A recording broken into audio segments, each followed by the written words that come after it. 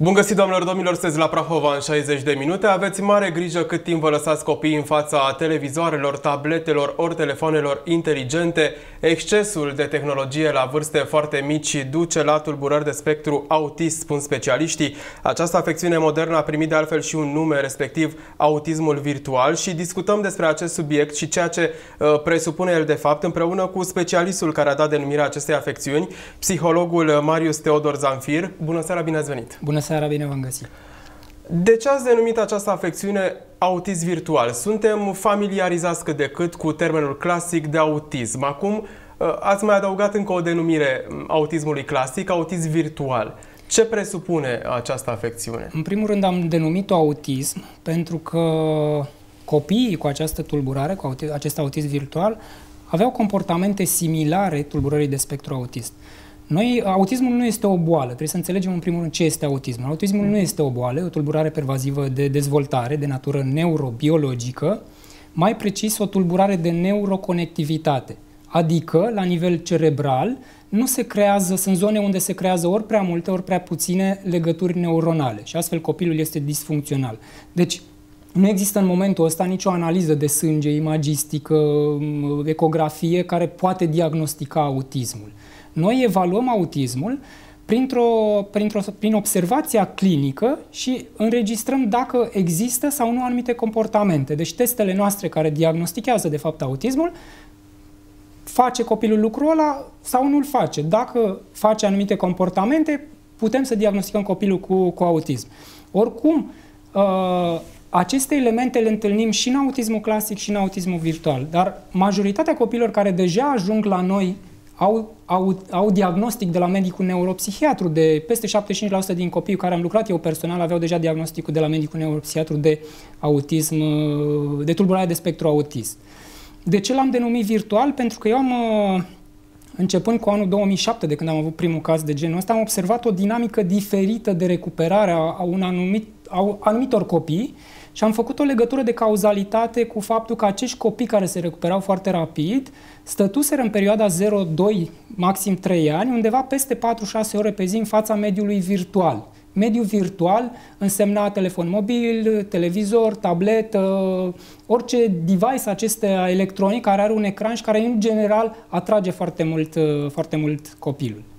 Așadar, sunt pe cât de inofensive par aceste jocuri, desene animate și tot felul de aparate din astea de ultimă generație pe care le punem în fața copiilor pentru a avea noi părinții parte de o jumătate de oră sau o oră liniștită, pe cât de inofensive, repet, par, pe atât de grave pot fi consecințele în cazul în care lăsăm copiii de la vârste tot mai mici pentru un timp îndelungat în fața acestora. Deci este vorba de consum excesiv, cum spun eu. Consum excesiv, ce am observat, este consumul la un copil de 0-3 ani în medie peste 4 ore pe zi. Ori am analizat inclusiv ce înseamnă cantitativ acest peste 4 ore pe zi, înseamnă undeva între 50 și 70% din perioada de veche a copilului, în funcție de vârstă, între 0 și 2 ani, deci poate să însemne chiar 75% din perioada de veche. Ori 0-2 ani, noi, din punct de vedere psihologic, o numim perioadă de dezvoltare senzorio-motorie. Copilul, pentru a se dezvolta, are nevoie de senzații și de motricitate. Ori un copil care stă peste, spuneam noi, și aproape 70% din perioada de veche a lui stă în fața acestui mediu virtual, nu mai primește decât o informație auditivă, vizuală, dar la această vârstă el nu are capacitatea de a procesa ceea ce se întâmplă acolo. El are nevoie de o interacțiune directă cu obiectele. Iarăși, motricitatea, care este jumătate din dezvoltarea neurologică, copilul clar stă pe loc, stă nemișcat, nu produce nicio mișcare care să dezvolte sistemul neurologic. Și ca să înțelegeți mai bine cum se dezvoltă acest sistem neurologic, gândiți-vă că la naștere copilul are undeva aproape același număr de neuroni pe care îl avem și noi. Da? Noi avem undeva la 86 de miliarde, ea undeva la 83, deci o diferență undeva până în 2%. Între 0 și 2 ani creierul își triplează dimensiunea.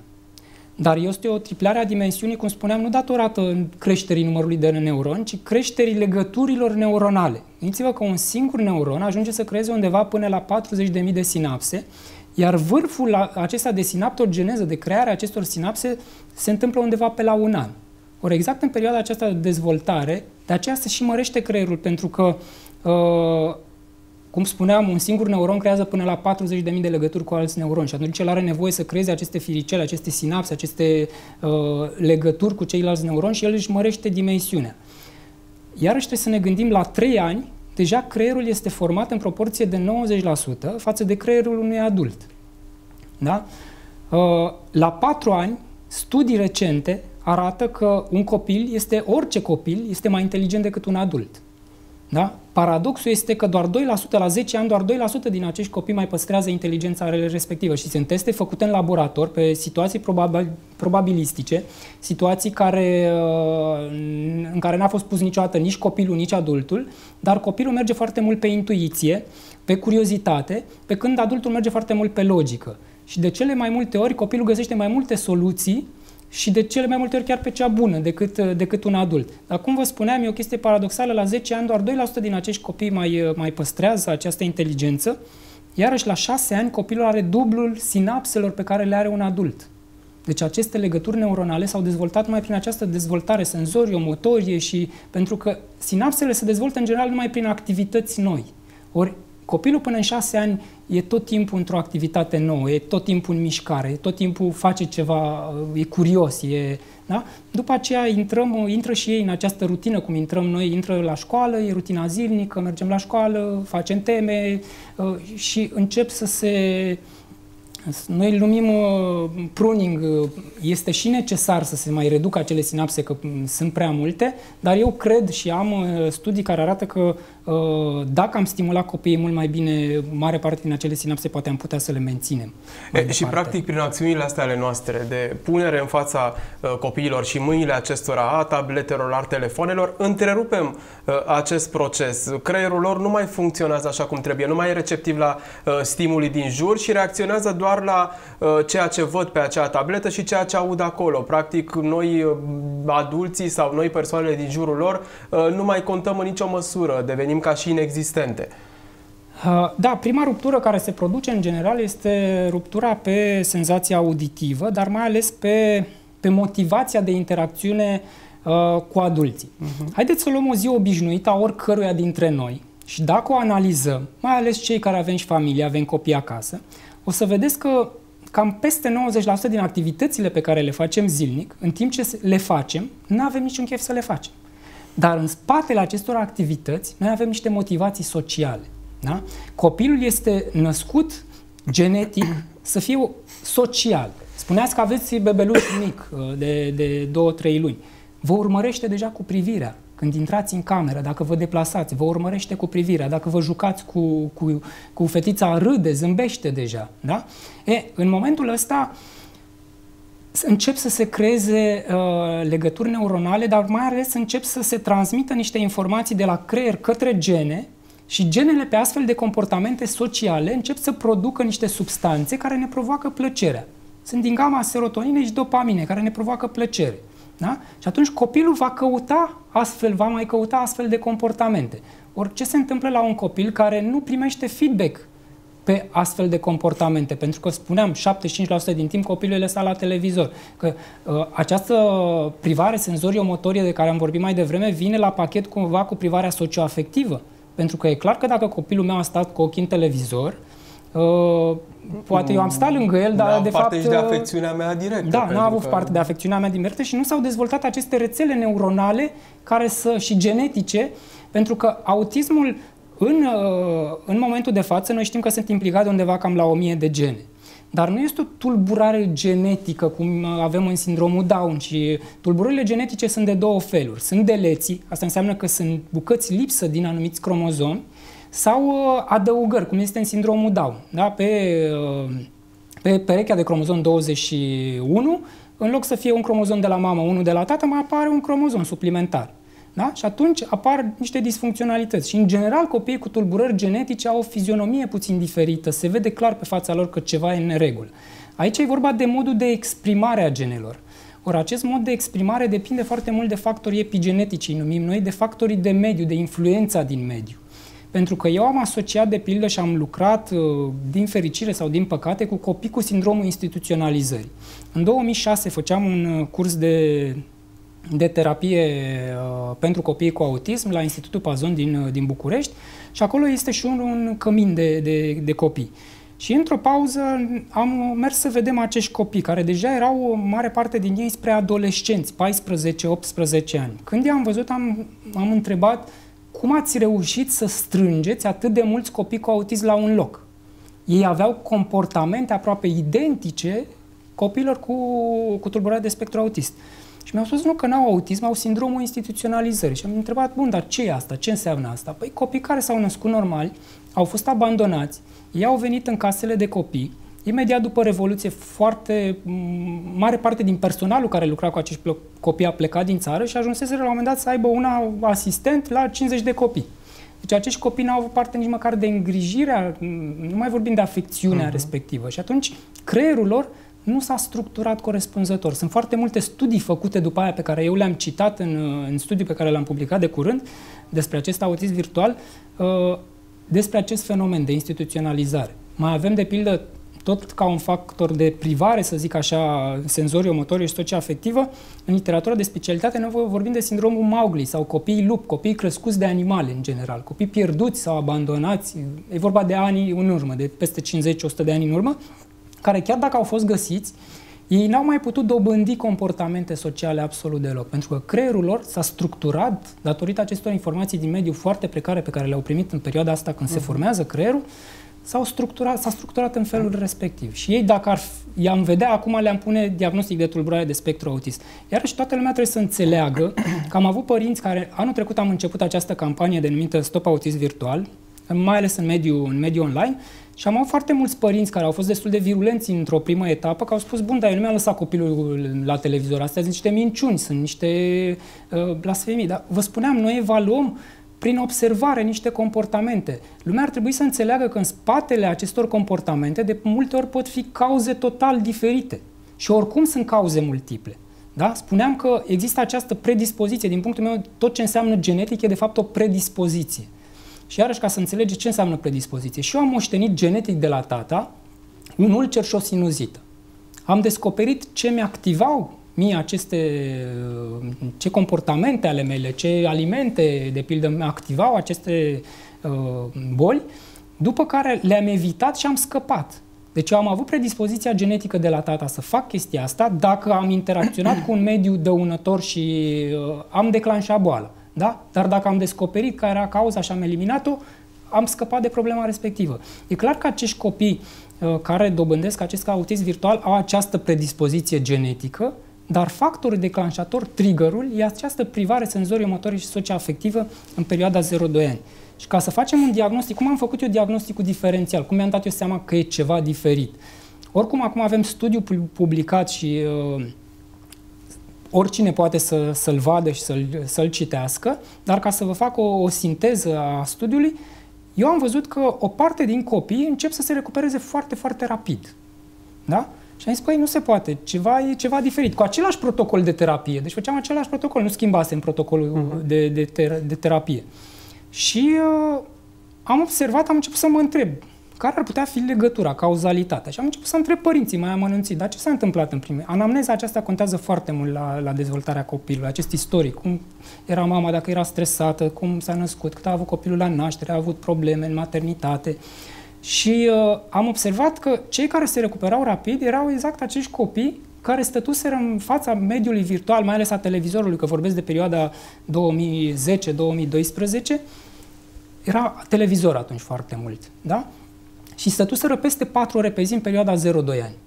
Și atunci am început să cercetez. Date standardizate am început să culeg abia din anul 2012 și studiul, de fapt, este un studiu longitudinal, începând cu anul 2012 până la sfârșitul anului 2017, pe 110 copii. 75% din acești copii diagnosticați deja cu autism, pe care și noi am confirmat diagnosticul respectiv prin testele pe care le-am aplicat, dar ei erau deja diagnosticați cu autism, 75% din acești copii avuseseră în istoricul anamnestic acest consum excesiv de mediu virtual, dar ce m-a frapat cel mai mult în studiu a fost să văd că plecăm cu o incidență în 2012 de 37% a copiilor care stătuseră la televizor și ea crește progresiv până în 2017, până la 97,06%. Sunt cifre îngrijorătoare. Și asta se datorează timpului mult mai îndelungat? Nu neapărat, că am încercat să găsesc o legătură de cauzalitate, de ce a crescut. Și am cercetat cum s-au dezvoltat device-urile și am văzut că în 2012 apare telefonul cu Android și apare tableta la niște prețuri mult mai accesibile pentru toată populația, plus internetul 4G, da? Deci acces nelimitat în absolut orice locație.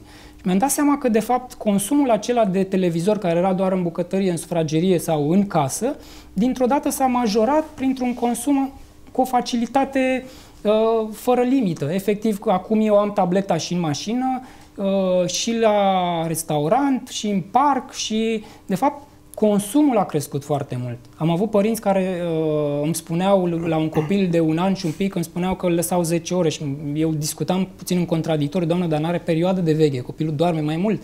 Nu că eu 10 ore pe zi îl lăsam. Deci era clar că acel copil stătuse numai în fața mediului virtual. Ce se întâmplă în momentul în care începem recuperarea asta? Concluzionează și studiul.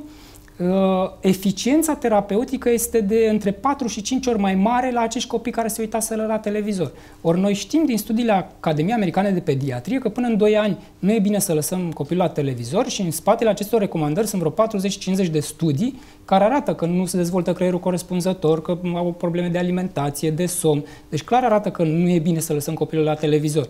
Deci ar fi trebuit normal să se amplifice, dacă copiii aceștia aveau autism și au mai stat și la televizor, ar trebui să se amplifice și recuperarea să se fi realizat chiar mai greu. Dar nu, din contră, recuperarea se realiza foarte ușor. Și atunci mi-am dat seama că, de fapt, asta era cauzalitatea, asta era triggerul, chiar dacă copiii avuseseră, cum spuneam, acea predispoziție genetică. Pentru că, care e diferența dintre autismul clasic și autismul virtual? În autismul clasic, în general, vorbim de leziuni la nivel cerebral și mai ales ireversibile. Sunt ori tulburări metabolice, ori intoxicații cu metale grele, care produc la nivel cerebral, distruge, nu omoară neuronii, dar omoară acele legături neuronale care v-am spus, alea de fapt ne dezvoltă. Și ca să înțelegeți creierul este ca un calculator care are un hard extraordinar, da, are resurse extraordinare, dar fără să vin să instalez niște programe, este nefuncțional acel calculator. Trebuie să bag un program să văd filme, să văd poze, să pot să văd documente, să pot... Asta, de fapt, face copilul prin această dezvoltare senzorio-motorie. Ori, în autismul clasic era vorba de distrugere ireversibilă și atunci noi, prin terapie, veneam să stimulăm alte zone din creier care să preia zonele respective. Creierul e foarte bine structurat. De pildă, în agnozii sunt acele lovituri la cap. S-a putut observa că scrisul de mână e procesat diferit de scrisul de tipar în creier. Da? Persoane care nu mai puteau, aveau avut o lovitură la cap, nu mai puteau să citească de mână, dar citeau de tipar. Deci asta ne arată cât de structurat este creierul. Și atunci noi stimulăm copilul să preia prin altă zonă.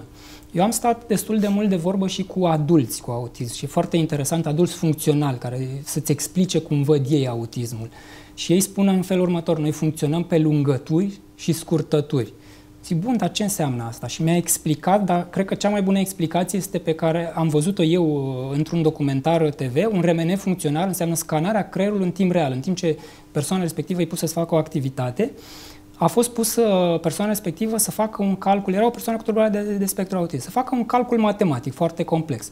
I s-a înroșit o bucățică mică din creier. Asta înseamnă o scurtătură. Deci el și-a creat o scurtătură pentru că i-a plăcut lui să facă lucrul ăsta și a reușit să dezvolte abilitatea asta. Numai că în momentul în care i s-au pus 3 obiecte pe masă. Erau obiecte foarte uzuale pe care orice copil până la urmă și de 2 ani ar trebui să le cunoască. Le-a arătat, dar i s-a înroșit tot creierul. E ca și când lumina pe care o aprindeți dumneavoastră în studio trebuie să vă duceți jos la parter. Da? Și aici suntem la etajul 2.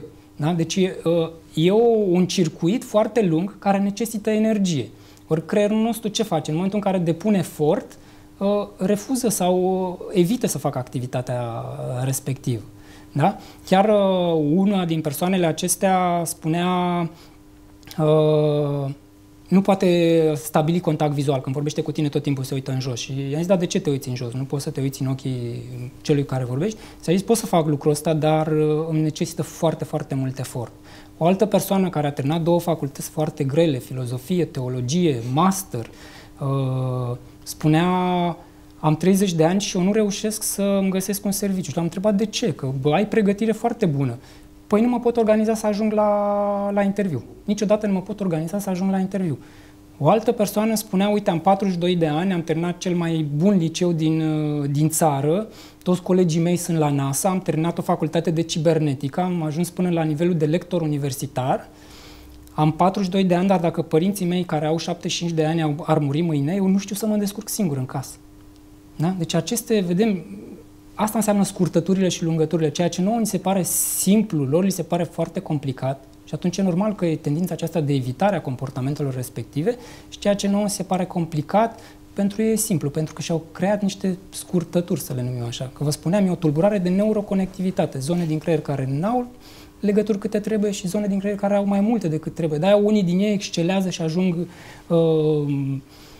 Chiar cunosc cazul unei persoane din Anglia care a învățat limba islandeză, care este cea mai grea limbă din lume, în 7 zile. În a 7-a zi s-a dus și a dat interviu pe postul național de televiziune. Da, făceați distinția între autismul clasic, autism virtual și spuneați că în cazul autismului clasic vorbim despre un proces ireversibil, date fiind consecințele asupra creierului.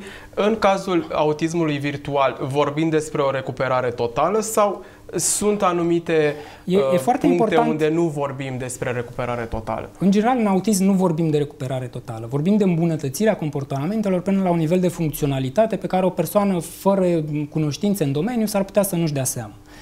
Care e diferența? Spuneam că acolo e distrugere irreversibilă și de asta copiii se recuperau în general greu. Păi în autismul virtual, copilul nu are nicio problemă la nivel, el are toți neuronii acolo, nu are sensibilități, nu i s-au distrus legăturile neuronale, el pur și simplu n-a fost stimulat. În momentul în care încep stimularea, progresele sunt extraordinare, extraordinare. Ce ar trebui să-mi dea mie de gândit ca părinte la copilul meu, ce ar trebui să ridice suspiciuni în privința evoluției lui? Care ar fi momentul zero, să spunem, în care ar trebui să apelez la un specialist? În primul rând, primele comportamente, copilul aproape are probleme senzoriale și prima ruptură se produce pe senzația auditivă. Da? Copilul, tocmai pentru că nu e stimulat corespunzător de vocea mamei, de vocea umană în general, el e stimulat de acele sunete de la televizor și va fi atras către acele sunete. Noi, de pildă, bărbații, dacă nu știați, datorită faptului că folosim mai preponderent emisfera cerebrală stângă, față de femei care folosesc preponderent emisfera cerebrală dreaptă, și pentru că aici avem o punte interemisferică în spate, se numește corp calos, la care femeile au cu 35% mai multe fibre nervoase. Noi, bărbații, dacă suntem concentrați vizual către ceva, devenim surzi, la nivel perceptiv. Da? Senzorial auzim, dar la nivel perceptiv noi nu putem procesa mai multe sarcini odată. Da? Și atunci, aici e ruptura care se produce. Copilul, uitându-se foarte mult acolo, el ajunge ca vocea mamei sau vocea umană în general să fie... Eu stau lângă aeroport Otopeni, chiar în capătul pistei și zboară avioanele tot timpul lângă mine. Creierul meu a ajuns să filtreze aceste sunete și să le înlăture. La fel se întâmplă în creierul copilașului. El ajunge ca vocea mamei să nu mai aibă nicio valoare. Da, e câinele care eu merg pe stradă și latră un câine. Nu mă interesează decât dacă e aproape de mine și simt că vine să mă muște. Dacă e în spatele porții, n-am nicio problemă și mai ales dacă nu mi-e frică de câini. Da? Și atunci copilul nu mai e atras către aceste comportamente sociale, ori el învață prin imitație, el învață prin auzire, el învață... Și atunci el nu mai are motivația să se uite la adult, pur și simplu. Da? După care încep să apară probleme senzoriale și pe alte paliere, pot apărea aceste stereotipii, cum le numim noi, aceste comportamente repetitive sau niște fixații, să meargă doar pe un anumit traseu sau să meargă pe vârfuri, să învârtă obiecte.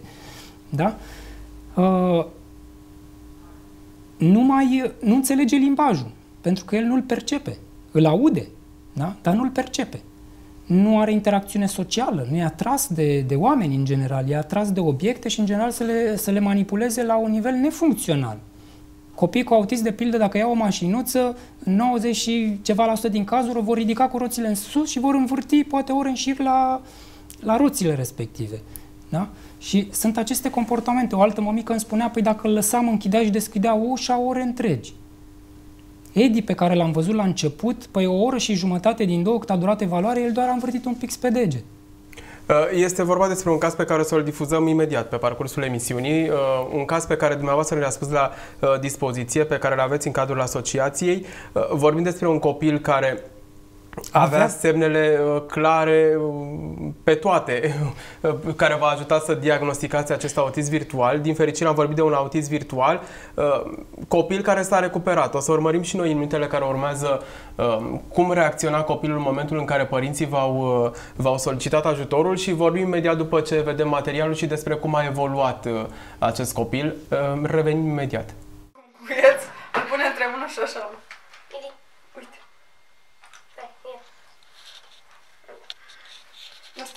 Asta e plăcerea lui.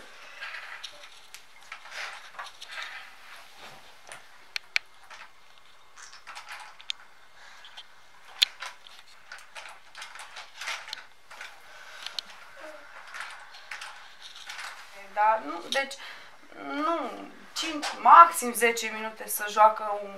Dar nu... Băi, nu mai dai capul! Ca experiment, ia duceți-vă acum și bateți din palme tare în spatele lui. Venuți un pic aici să-l strigăm pe nume acum. Da. Edi! Edi! Eduard! Edi!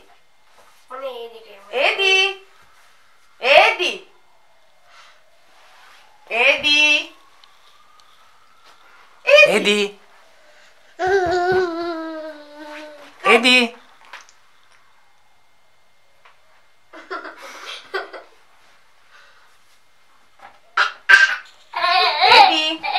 Edi! Edi! Edi! Edi?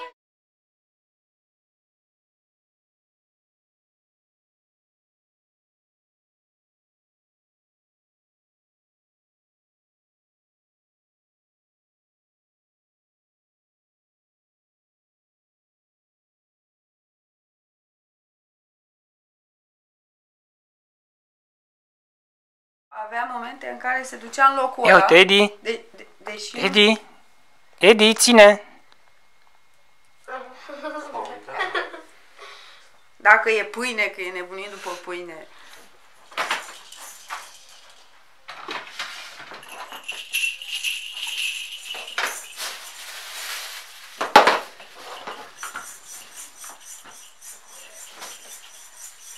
Cucu! Bau! Cucu! Bau!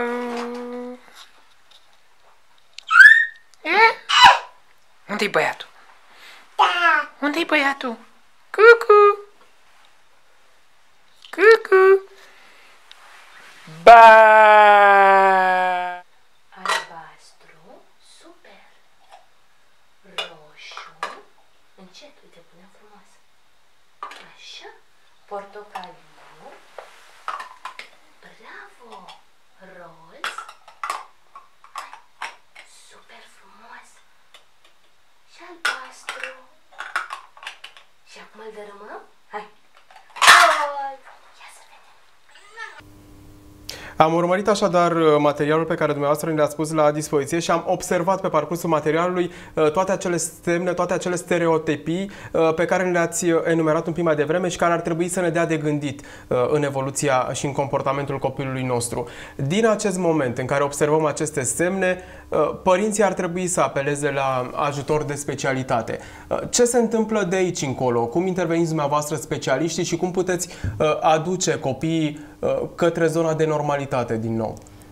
Aș vrea să fac o scurtă paranteză înainte să răspund întrebării dumneavoastră.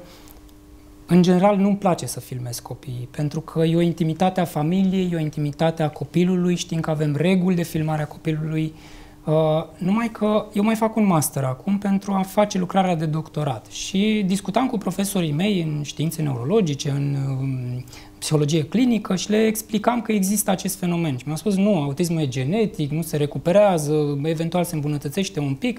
Și atunci primul copil pe care l-am avut în evaluare, am început să-l filmez. Edi a fost acest prim copil pe care efectiv l-am avut în evaluare. Edi la evaluarea inițială avea un an și 8 luni.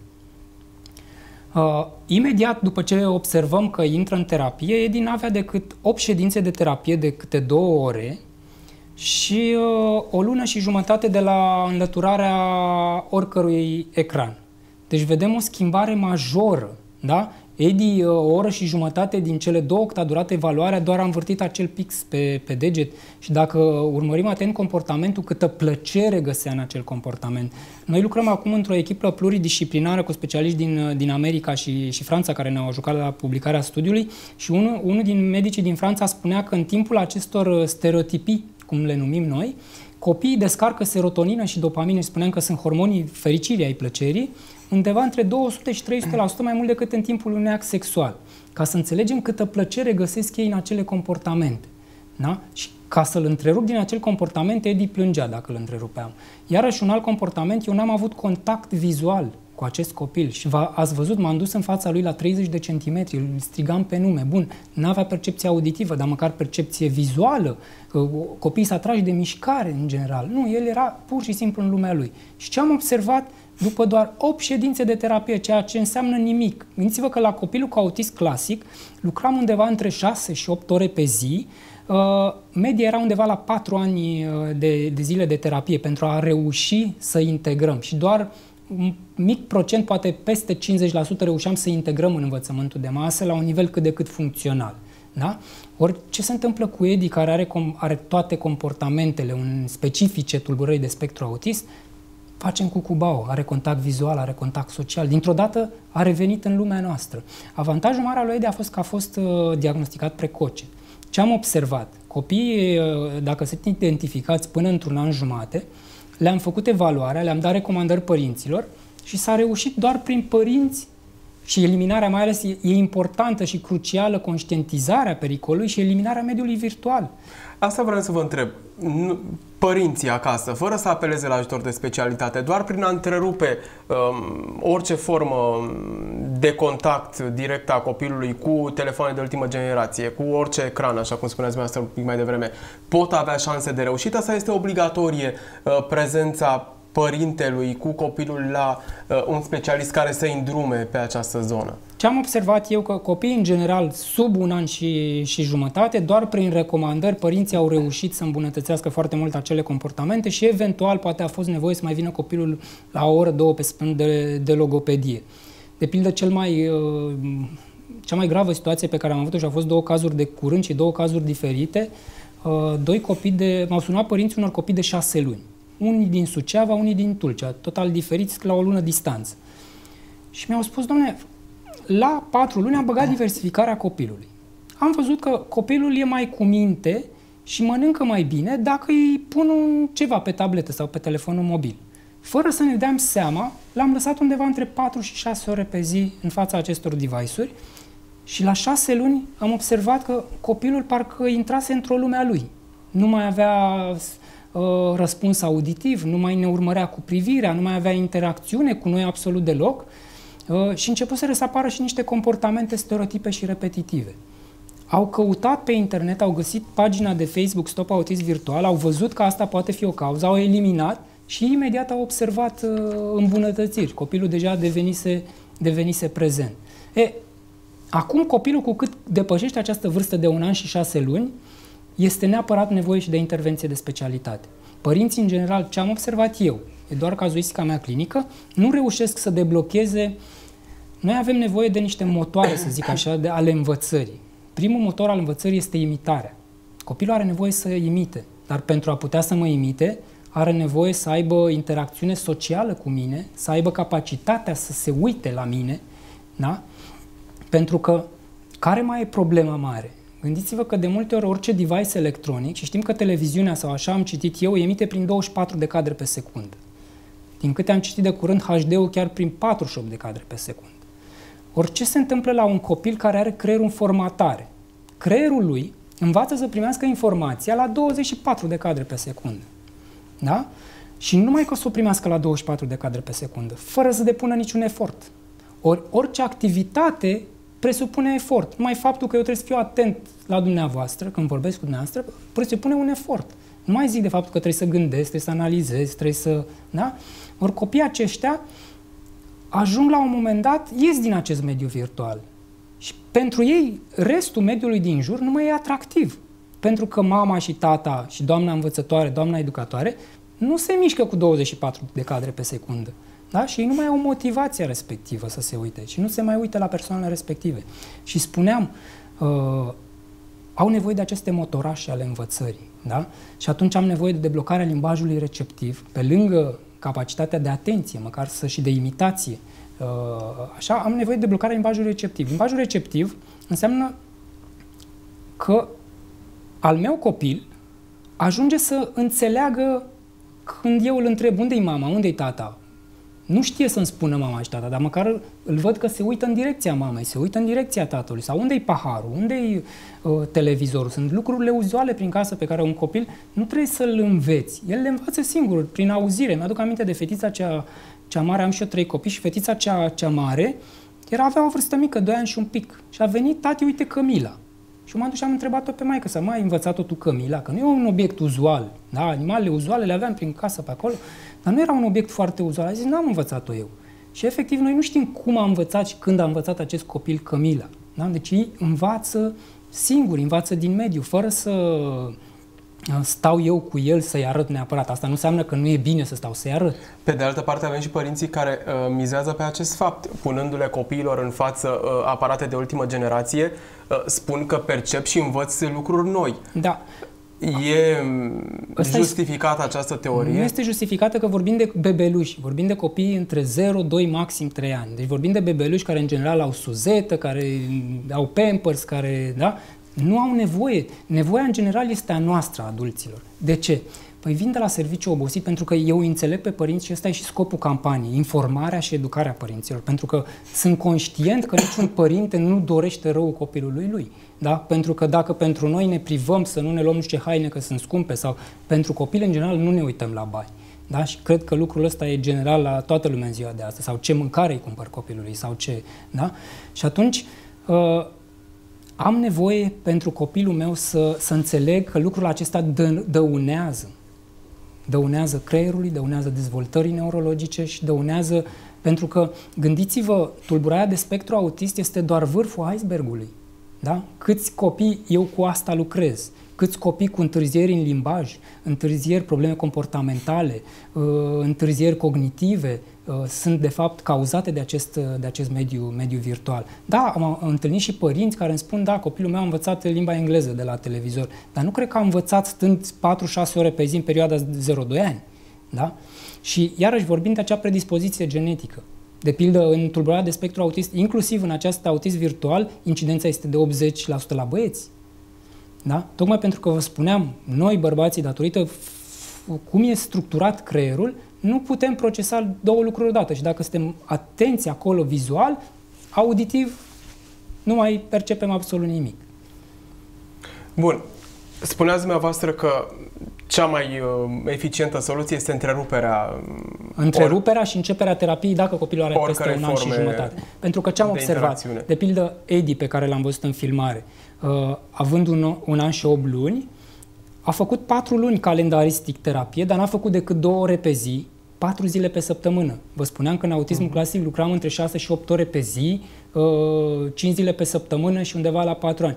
Ori el a prins și Paștele, a prins și Crăciunul și au avut niște vacanțe. Deci, efectiv, nu au fost decât vreo 3 luni calendaristice. De-aia, în studiul meu, eu am luat aceste variabile pe care le-am numit variabila resurse, formată din timp și ore de terapie, și variabila rezultate, din progresul obținut. Și ele îmbinate ne dau această eficiență de 4-5 ori mai mare. Eu vreau să vă întreb altceva. Care este reacția copiilor în momentul în care le întrerupeți toate aceste obiecte care le erau mai mult decât familiarelor până în momentul de față? Pentru că, fără doar și poate, conduc și la o dependență, da, toate aceste lucruri. Trec printr-o formă de sevraj. De ce? Pentru că, și sunt studii mai recente, dar unele chiar mai vechi, pe care m-am bazat eu, dar am găsit acum studii mai recente care arată că o oră de televizor este egal cu 1 gram de cocaină la un copil. Da? Și ca să înțelegeți mecanismul, în timpul în care ne uităm la televizor, pentru noi adulții e relaxant. Da? Dar una este să relaxăm un creier care e formatat, e bătătorit bine de tot, și alta este să relaxăm un creier care are nevoie de stimuli. Da? Ce se întâmplă la nivel cerebral? Emisfera cerebrală stângă, care e responsabilă de gândire, de analiză, de percepția timpului, aproape că nu mai funcționează deloc. și funcționează foarte mult emisfera cerebrală dreaptă, care e responsabilă de imaginație, de percepția emoțiilor. Iarăși, cortexul prefrontal, care ne deosebește pe noi de animale, acolo avem introspecție, acolo avem procesarea motivației, acolo avem aceste elemente elevate, să spunem așa, la fel nu mai funcționează deloc. Și tot fluxul acesta de sânge și la copil, creierul consumă undeva cam 50% din cantitatea de sânge se duce către creier. Se duce către emisfera cerebrală dreaptă. În momentul ăsta, la nivel cerebral, se descarcă niște substanțe din gama opiaceilor. Ori în gama opiaceilor avem morfină, codeină și heroină. Da? Deci, efectiv, este un drog. Lucrul ăsta este probat inclusiv pe adulți. Deci, dacă luăm un adult care stă în medie peste 4 ore pe zi la televizor și îl rugăm de mâine, în același mediu, că dacă îl ducem la mare, la munte, s-ar putea să schimbe mediul, să fie altceva și să-i placă. Dar să-l duc în aceeași casă și să-i spun, nu mai porni televizorul. S-au făcut studii în Germania și efectiv n-au rezistat. Sau dacă au rezistat, au trecut exact prin formele sevrajului, dar măcar un pic, da, măcar la știri, să știu și eu, să intru în contact cu lumea, tot timpul găsești o scuză. Da? E același lucru ca în cazul oricărei dependențe, da, de tutun, de alcool, de droguri. Da. Este fix pentru că, vă spuneam, se produc niște substanțe care ne provoacă plăcere. Iar recuperarea este la fel de grea? Nu, pentru că cu cât copilul este mai mic, scăpăm destul de repede de problema asta. În 2-3 zile copilul uită. Da? Gândiți-vă că între 0 și 2 ani, de-aia e importantă intervenția precoce. Între 0 și 2 ani, copilul are niște unde cerebrale pe care noi le avem în somnul fără vise. Deci de asta, în general, ele de la 2 la 3 ani se modifică, da? Dar încă mai sunt prezente spre 3 ani. Și de asta noi nu avem amintiri sub 2 ani, de pildă. Da? Sub 2 sau chiar 3 ani noi nu avem amintiri absolut deloc. Ori undele astea îl ajută pe copil să înmagazineze foarte multă informație, dar la nivel inconștient. Spuneam de acea privare socioafectivă. Noi știm în psihologie că, în teoria atașamentului, noi știm că baza atașamentului se formează între 0 și 2 ani, maxim 3 ani. Și copilul, în funcție de acea atașament a primit în această perioadă, la fel se va raporta și el la lumea din jurul lui, la adulții din jurul lui. Ori un copil care stă 75% din timp în fața mediului virtual, el nu mai recepționează acest atașament. Și atunci, ce înseamnă autism? În traducere înseamnă închidere în tine însuți. Deci acel copil se închide pentru că, în cazul autismului virtual, pentru că el, de fapt, n-a fost stimulat social, n-a fost stimulat în interacțiune directă cu oamenii din jurul lui. Și vă spuneam, genele, efectiv, nu mai se apasă butoanele care trebuie la genele respective și ele nu mai produc plăcere pe comportamentele sociale și produc plăcere pe niște comportamente indezirabile, nefuncționale. Bun. Ca să înțelegem foarte bine, pe categorii de vârste, astfel încât părinții care ne urmăresc să aibă toate informațiile necesare. Între 0 și 2 ani înțeleg că nu ar trebui să lăsăm deloc copiii în fața unor astfel de mijloace de comunicare, fie că vorbim de telefoane, tablete sau televizoare. Apoi, cum introducem aceste aparate în viața copiilor noștri? Ar trebui să ne folosim de recomandările Academiei Americane de Pediatrie, care a făcut niște ample studii. Vă spuneam că recomandările se bazează pe zeci de studii în spate, o parte din ele le-am folosit și eu în lucrarea mea. Ei ce spun? Între 0 și 2 ani absolut deloc. Între 2 ani și 3 ani, maxim o jumătate de oră, dar numai cu adultul lângă care să explice tot ce se întâmplă acolo. Da? După, între 3 și 6 ani, maxim o oră pe zi și acolo controlat la ce fel de desene animate poate se uită, da? Să nu fie cu violență, să nu fie cu limbaj licențios, cum spunem noi. După care, după 6 ani, maxim 2 ore, recomandă până în 12 ani, recomandă specialiști. Bun, astea sunt recomandări sau idealuri, dacă vreți, în vremurile pe care le trăim cu toții. Cât putem lăsa copiii? Înțeleg că deloc între 0 și 2 ani, dar astfel încât să nu fie afectați în niciun fel sau să nu-și pună această afectare, amprenta mult prea mult asupra comportamentului copilului nostru. Îl putem lăsa 10 minute, 20 de minute, de la 8 luni, de la 1 an până la 2 ani. Până într-un an jumate ar trebui absolut deloc.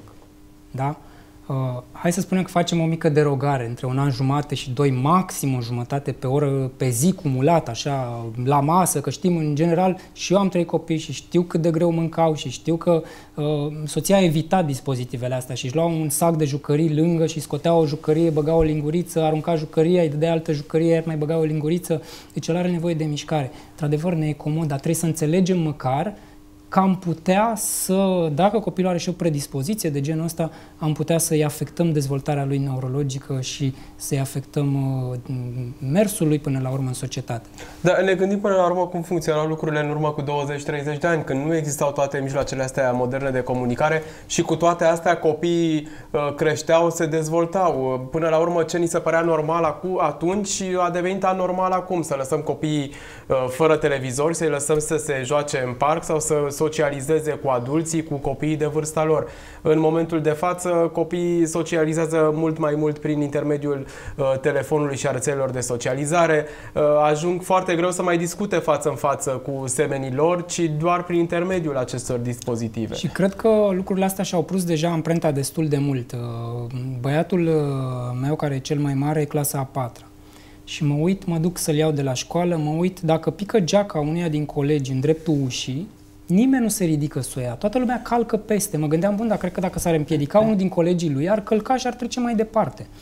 Tocmai pentru că datorită acestor dispozitive și datorită, de fapt, lipsei de interacțiune și de socializare, noi ieșeam foarte mult afară, interacționam, ne mai băteam, ne mai certam, dar era un mod de interacțiune până la urmă. Învățam să gestionăm aceste comportamente sociale până la urmă. Acești copii nu mai au parte de aceste comportamente sociale, pentru că și noi, părinții, este mai restrictiv, dar nu te joci cu ăla care aruncă cu nisip, că nu știu ce. Atunci de multe ori nu aveam timp, că eram la serviciu, părinții nu aveau timp să ne urmărească, veneam cu cheia de gât și nu aveam încotro, trebuia să ne descurcăm. Într-adevăr, au apărut foarte multe pericole acum, sunt mașini foarte multe, sunt și trebuie să-i urmărim. Dar copilul, pentru a se dezvolta din punct de vedere emoțional, din punct de vedere social, are nevoie de interacțiune, cât mai multă interacțiune cu semeni de vârsta lui mai ales. Sau raportând la discuția noastră despre autism, sunt și părinți care au copii, normal cu ghilimele de rigoare, care nu îi lasă pe copiii lor să se joace cu copii care suferă de astfel de tulburare de spectru autism. Și până la urmă nu facem altceva decât să punem o etichetă copiilor respectivi, să-i stigmatizăm și să-i punem undeva într-un colț fără a le da șansa la o integrare și la o socializare cu semenilor. E foarte importantă această integrare, pentru că mă întrebați cum se recuperează și cât se recuperează. Acești copii cu autism virtual clar au șanse, pentru că în studiu am avut inclusiv un lot, l-am numit lot copii integrați. Deci din ambele loturi, copii care s-au uitat la televizor, copii care nu s-au uitat la televizor, am scos copiii care au fost integrați în învățământul de masă la un nivel funcțional, adică să nu mai aibă nevoie de shadow, cum îl numim noi, de însoțitorul acela care să stea după el, chiar dacă unii din ei mai făceau terapie, dar ei mergeau la școală normală de masă, făceau față. Și numărul copiilor integrați în lotul acesta care a stat la televizor a fost de 3 ori mai mare. Deci chiar vedem că putem să integrăm. Ei oricum rămân, și aceștia cu autismul virtual și aceia cu autismul clasic, oricât de recuperați am numit noi, rămân cu niște probleme în a înțelege, mai ales noi comunicăm foarte mult la nivel non-verbal. Eu pot să vă spun verbal ceva, dar din mimica și din gesturile mele înțelegeți de fapt ceea ce am vrut să transmit. Copiii nu înțeleg aceste subtilități, nu înțeleg sarcasmul, nu înțeleg aluziile, nu înțeleg aberațiile la un anumit nivel. Da? Dacă vine un coleg și spune, bă, Zauna, dezrup capul, păi o să plângă toată ziua că el vizualizează cum cineva, el percepe motamo și vizualizează cum cineva îi taie capul și că iese sânge și vai ce se întâmplă. Nu are capacitatea aceasta de a depăși și de a înțelege că de fapt a fost o glumă sau chiar dacă n-a fost o glumă, până la urmă nu se poate întâmpla lucrul ăla. Și atunci ei sunt foarte ușor supuși bullying-ului, pentru că nu au capacitatea asta de analiză și de sinteză la un nivel atât de amplificat, de funcțional. Vine unul și zice, hai să aruncăm cu pungi cu apă în jos. El, ei își doresc să intre în colectivitate, să socializeze dacă ajung la un nivel cât de cât de integrare. Și atunci ei sunt primii care reacționează la provocări de genul ăsta, fără să mai analizeze, stai că dacă arunc eu trebuie să mă uit, să nu-i dau cu băieva în cap sau spune cineva, hai să dăm cu piatra în geam. s-ar putea toată lumea să fugă, altcineva să fi dat în geam și persoana respectivă rămâne acolo, cu piatra în mână. Da? Vine un adult, cine a spart geamul, tu ai piatra, tu ești de vină. Și în general ei cad victime acestor jocuri, poate de multe ori inocente, și sunt priviți total diferit, sunt excluși de multe ori, sunt supuși, cum spuneam, bullying-ului, hărțuirii. Da, și asta cu integrarea copiilor în învățământul de masă este încă o problemă cu care se confruntă părinții care au copii cu astfel de tulburări, pentru că, deși legal ar trebui să întâmple lucrul acesta, practica ne demonstrează că de multe ori se lovesc părinții de refuzul conducerii unităților de învățământ sau, dacă sunt până la urmă acceptați copiii acolo, există presiunea aceasta fie a părinților, fie a cadrelor didactice de a exclude cumva pe acești copii. Să știți că de multe ori aceste probleme apar și datorită părintele, de multe ori a ajuns copilul la un nivel de dezvoltare, vă spuneam, care aproape că nu se mai observă și refuză să spună copilul meu a avut ceva similar autismului sau a avut o tulburare de spectru autist. Și atunci, normal că profesorul se raportează, profesorii se raportează ca la un copil care ar trebui să înțeleagă tot ceea ce ei transmit. Una este să anunți, dom'le, copilul meu a avut problema asta, am muncit foarte mult, am ajuns și adevărul întotdeauna primează și ar fi mult mai bine să-l spunem. Pentru că altfel apare un copil care are mici probleme de atenție și deranjează ora, dacă tu nu spui că a avut o problemă, și altfel apare când te duci în ședința cu părinții și cu dirigintele sau cu educatorul, discuți, dom'le, copilul meu a fost la un nivel, toată lumea știe acum cum arată poate un copil cu autism, ce probleme are, da? A fost la nivelul acelora. Acum am reușit să-l aducem la nivelul ăsta. Mai are un pic de nevoie de ajutor, de susținere. De ce? Pentru că părinții, dacă înțeleg necesitatea, transmit copiilor lor altfel. Uite, poți să-l protejezi pe David, pe Ionel sau pe... că el e un pic mai diferit, mai deosebit. Asta dacă părinții înțeleg. Dacă părinții înțeleg, cu adevărat, dacă profesorul înțelege, dacă educatorul, dar de multe ori să știți că am observat, aceste divergențe apar când de fapt încercăm să ascundem sub preș niște probleme și să nu le punem pe tapet cum ar trebui. Am avut mulți părinți care mi-au spus, doamne, nu ne primește la grădiniță, că am avut diagnosticul ăsta. Îi spun, nicio problemă, lăsați-mă să vin eu să vorbesc. Și peste tot unde m-am dus să vorbesc, dacă știi să pui problema, nu există. Lumea e deschisă și trebuie să te ajute, mai ales că și legislația în momentul ăsta ne ajută să facem lucrul ăsta. Copiii au dreptul la educație. Da, e drept că nici cadrele didactice nu sunt formate foarte bine sau poate chiar deloc în a lucra cu astfel de copii. În general, dacă nu ascundem, părintele care a muncit foarte mult cu copilul respectiv are și toate informațiile pe care poate să le dea profesorului, educatorului respectiv, să înțeleagă de fapt ce este acea tulburare și cum îl poate ajuta. Dar v-am zis, problemele apar când în general încercăm să ascundem. Da, ce mi se pare mie îngrijorător, referindu-mă la acest studiu despre care amintați dumneavoastră un pic mai devreme și pe care l-ați realizat, este faptul că vorbim despre un număr în continuă creștere a copiilor diagnosticați, cel puțin cu autism virtual. De pildă, acei copii care vă spuneam că se recuperau greu, care l-am numit noi autist clasic, să zicem așa. Eu în ultimii 4-5 ani aproape că nu m-am mai întâlnit cu astfel de cazuri. Da? Majoritatea copiilor, aproape toți copiii care am început terapia au avut această formă de autism virtual. De asta cred că acolo nu știm exact cauzalitatea acelei forme de tulburări de spectru autist. Dar acum, la acest autism virtual știm cauzalitatea și o putem înlătura, o putem preveni. De asta e scopul campaniei, pentru că eu cred că dacă campania s-ar face la nivel național, cu ajutorul Ministerului Sănătății, de pildă eu îmi doresc ca aceste pliante pe care le-am printat cu ajutorul unor sponsori, cu bani foarte mulți, ne-am chinuit foarte mult, ne dorim de 2 ani de zile să apară în pachetul bebelușului. Pachetul bebeluș este un pachetel pe care mămicile la ieșirea din maternitate, când ies cu copilul, îl primesc și acolo sunt fel de flyere, de materiale promoționale, dar la diverse firme care își fac reclamă. Da? Și eu am gândit acolo să facem campania, pentru că dacă o fac în spitalul de psihiatrie, deja dacă părintele a ajuns acolo, s-ar putea să fie destul de târziu. Da? Părintele are nevoie de informații de la început.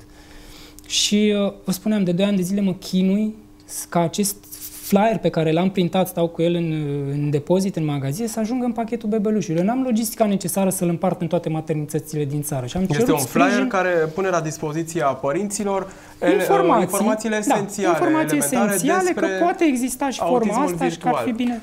Atunci când spunem autism virtual, nediagnosticat la timp și netratat așa cum ar trebui, spunem automat și autism clasic? Rămâne tulburarea, cum vă spuneam, sunt copii cu sindromul Mowgli, care i-am găsit, i-am recuperat, am încercat să facem cu ei. Nu s-a putut face nimic, doar eventual să ajungă să meargă în 2 picioare, să nu mai meargă în 4 picioare. Sau niște comportamente să reușească să reziste, să stea îmbrăcat. Dar ei n-au mai putut dobândi limbaj, n-au înțeles niciodată limbajul, n-au înțeles comportamentele sociale. Deci creierul, dacă nu începem... Pragul e undeva la 4, maxim 5 ani de zile. De curând am avut un caz, copil de 3 ani și jumătate, diagnosticat la 3 ani și jumătate, eu m-am dus să-l văd, acum avea 8 ani de zile, era clasa 1. Aproape că nu-ți dădeai seama că are o problemă. În testele specifice a reieșit clar că nu înțelegea lucrurile astea mai abstracte, emoțiile, ce vă spuneam, că nu înțelege lucrurile astea mai abstracte. Și am întrebat-o pe mamă, când v-a pus diagnostic? Păi la 3 ani jumate și câtă terapie ați făcut? Păi am făcut 1 an de zile, 2 ore pe zi, 5 zile pe săptămână. Ceea ce vă spuneam, în autismul clasic este minim, e foarte puțin, pentru că noi lucrăm 6-8 ore. Și zic, bun, dar ia, haide să vedem. Ea nu știa, nu auzise de autismul virtual, dar haide să vedem pe istoricul anamnestic așa. Și mi-a spus, păi da, la 7 luni era foarte inteligent copilul meu. Știa, dacă îl întrebam unde e șurubul la pat, mi-a arătat șurubul la pat. Zic, păi știa mult mai multe. Da, știa o grămadă de obiecte. Păi și ce s-a întâmplat? Păi eu la 8 luni a trebuit să plec la serviciu și a rămas cu taică-su acasă. Tatăl, care este un munte de om, lucrează la jandarmerie, un om foarte solid așa, și el l-a recunoscut și a zis, eu eram în perioada aia dependent de Counter-Strike. Counter-Strike e un joc din acesta pe calculator. Și ca tata să poată să joace pe Counter-Strike, copilul a primit desene animate de bebeluși. Da? În general, să știți că exact desenele astea animate de bebeluși sunt cele mai dăunătoare. De ce? Pentru că ele sunt create să atragă.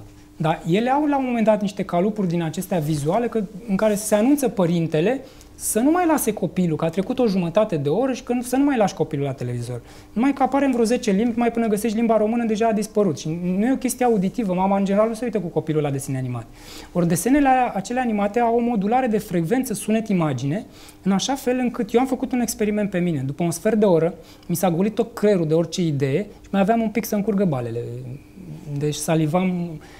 Au un caracter hipnotic, efectiv. Da? Și copilul se uită efectiv în gol. Vorbim de copil mic, iarăși, de 0-2 ani. Bun, din păcate am ajuns la finalul emisiunii, deși ar fi mai fost multe lucruri de punctat pe această problematică. Important e că cei care se confruntă cu astfel de situații să știe exact despre ce afecțiune este vorba. O afecțiune modernă, spuneam, termen pe care dumneavoastră l-ați introdus, de autism virtual.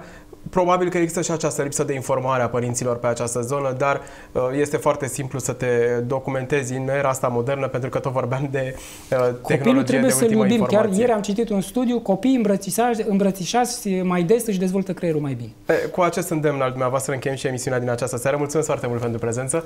Mulțumesc și dumneavoastră, doamnelor, domnilor, că ați rămas cu noi. Rămâneți în continuare cu Prahova TV. La revedere!